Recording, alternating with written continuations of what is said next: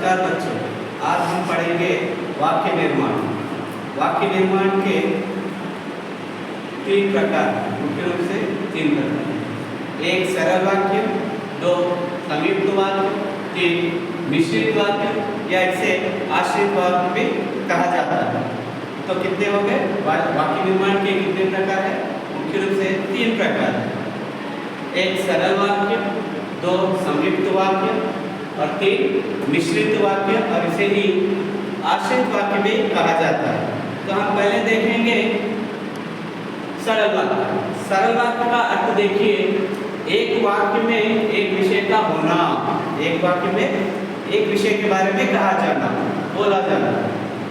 उदाहरण, यहाँ पर एक वाक्य देखेंगे, रामू पढ़ता है। इस रामू पढ़ता है, इस वाक्य में एक ही विषय के बारे में कहा जा रहा है कि रामू पढ़ता है। रामू के पढ़ने के बारे में ही बताया जा रहा है, पढ़ने के बारे में ही बताया जा रहा है। उसी प्रकार सीता पढ़ती है। सीता क्या करती है? पढ़ती है। यानी सीता के पढ़ने के बारे में ही यहाँ पर बताया जा रहा है इस वाक्य में। इसीलिए एक वाक्य एक विषय, इसे क्या कहेंगे? सरल वाक्य। एक वाक्य एक विषय का अपना सरल वाक्य कहलाता है, सरल वाक्य। अभी हम देखेंगे सरल वाक्य के बाद दूसरा संयुक्त वाक्य।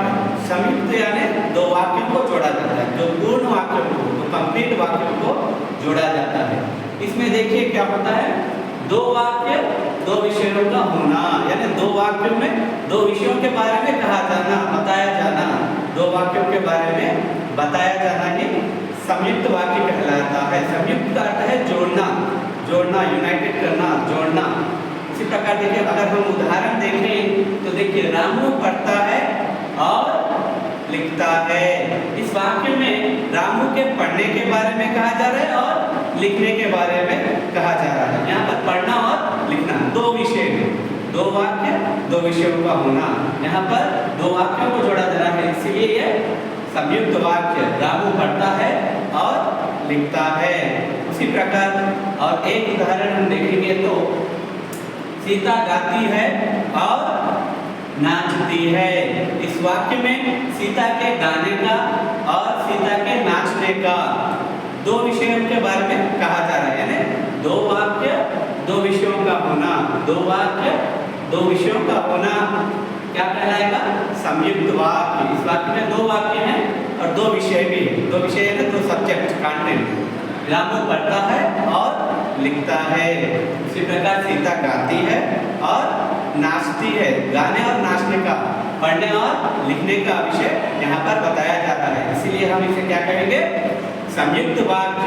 देखिए, संयुक्त वाक्य ये सरल वाक्य है, एक वाक्य एक विषय। ये दूसरा संयुक्त वाक्य, दो वाक्य और दो विषय। इसी प्रकार अभी हम देखेंगे तीसरा भाग, वाक्य निर्माण में तीसरा भाग है मिश्रित वाक्य। मिश्रित वाक्य, इसे हम आश्रित वाक्य कहा जाता है।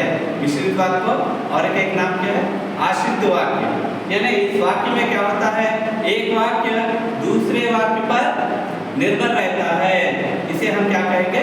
यानी पहला वाक्य दूसरे वाक्य पर और दूसरा वाक्य पहले वाक्य पर डिपेंड रहता है, आश्रित रहता है, इसीलिए हमें इसे आश्रित वाक्य कहते हैं और मिश्रित वाक्य भी कहते हैं। मिश्रित यानी एक दूसरे से मिल जाते हैं, एक दूसरे में मिल जाते हैं, यानी आश्रित रहते हैं, एक दूसरे पर डिपेंड रहते हैं। उदाहरण हम यहाँ पर देखेंगे, इसका डेफिनेशन देखिए, पहला वाक्य दूसरे वाक्य पर और दूसरा वाक्य पहले वाक्य पर निर्भर रहता है, इसे मिश्रित वाक्य कहा जाता है या आश्रित वाक्य कहा जाता है। एक वाक्य दूसरे वाक्य पर निर्भर रहता है, पहला वाक्य दूसरे वाक्य पर। जब तक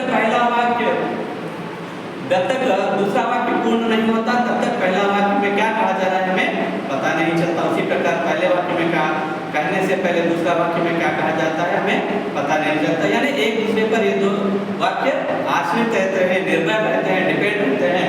उदाहरण अगर हम देखें तो देखिए, हामिद चिमटा लिया होता तो क्या किया होता? लाया होता। यानी पहला वाक्य जब तक पूर्ण नहीं होगा तब तक दूसरा वाक्य नहीं कहा जाता है। उसी प्रकार यहाँ पर और एक उदाहरण देखिए, सीता गाती होती तो क्या करती, नाचती होती। तो यहाँ पर पहला वाक्य दूसरे वाक्य पर और दूसरा वाक्य पहले वाक्य पर आधारित रहते हैं, निर्भर रहते हैं, इसीलिए इसे मिश्रित वाक्य भी कहा जाता है, मिश्रित वाक्य कहते हैं और आश्रित वाक्य भी कहा जाता है। यह है वाक्य निर्माण के 3 प्रकार, एक सरल वाक्य, दो संयुक्त वाक्य, तीसरा मिश्रित वाक्य, आश्रित वाक्य।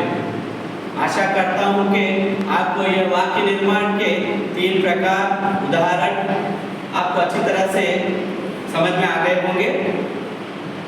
धन्यवाद।